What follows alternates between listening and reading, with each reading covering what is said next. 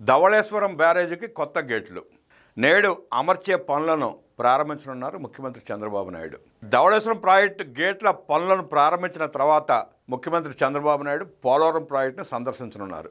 ముఖ్యమంత్రి చంద్రబాబు ఉమ్మడి గోదావరి జిల్లాలకు జీవనాడి ధవళేశ్వరం బ్యారేజీకి కొత్త గేట్ల ఏర్పాటు పనులను ప్రారంభించనున్నారు. బ్యారేజీకి ఉన్న 117 గేట్లను మార్చాల్సి రావడంతో వాటి స్థానాల్లో కొత్తవి ఏర్పాటు చేసేందుకు గేట్లను అమర్చే పనులకు శ్రీకారం చుట్టనున్నారు. కొత్త గేట్ల అమరికకు ప్రభుత్వం 152.95 కోట్ల రూపాయలు ఖర్చు చేయనుంది.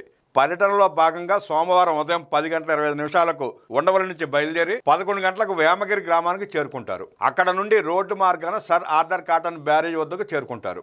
11:25 ధవళేశ్వరం బ్యారేజీ నూతన గేట్ల ఏర్పాటు పనులను ప్రారంభిస్తారు.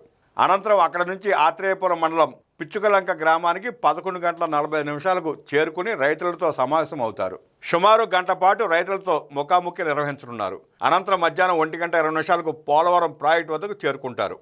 ఈసీఆర్ఎఫ్ గ్యాప్ 2 పనులు, పవర్ హౌస్ నిర్మాణాన్ని పరిశీలిస్తారు. ఆ తర్వాత అధికారులతో సమీక్ష నిర్వహిస్తారు. సాయంత్రం 5:20 పోలవరం ప్రాజెక్టు సందర్శన ముగించుకుని అమరావతికి చేరుకుంటారు చంద్రబాబు.